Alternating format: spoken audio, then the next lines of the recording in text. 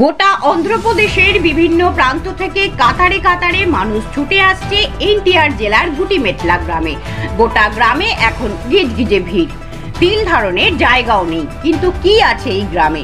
মানুষের এত টানি বা কিসের? কারণ শুনলে চোখ কপালে উঠবে। এই গ্রামে মিলছে হিরে। ঘটনার সূত্রপাত দিন কয়েক আগে রাতে বাড়ির সামনে মাটি খুঁড়তেই প্রায় অজ্ঞান হয়ে যেতে বসেছিল গুটিমেটলা গ্রামের এক পরিবার। মাটির নিচে ও কি চকচক করছে, অন্ধকারেও আলো টিকতে বার হচ্ছে। কাছে যেতেই ঘাম ছোটার জোগাড়।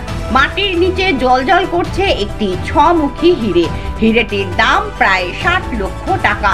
পরিবারের সদস্যরা হিরেটি স্থানীয় এক হিরে ব্যবসায়ীর কাছে বিক্রি করতে গিয়েছিলেন। তিনি 40 লক্ষ টাকা দিতে চান, কিন্তু আরো বেশি দাম পাওয়ার আশায় পরিবার হিরেটি বিক্রি করেননি।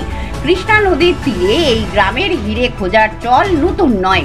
প্রতি বছরই বর্ষাকালে স্থানীয়রা হীরের খোঁজে গ্রাম ও গ্রামের আশেপাশের এলাকায় মাটি খোঁড়া শুরু করেন, যদি হিরে পাওয়া যায় এই আশায়। স্থানীয়রা বিশ্বাস করেন এই এলাকায় প্রচুর হিরে বহুকাল ধরে মাটির তলায় পোতা আছে। যে পরিবার ওই বিশাল হিরেটির খোঁজ পান।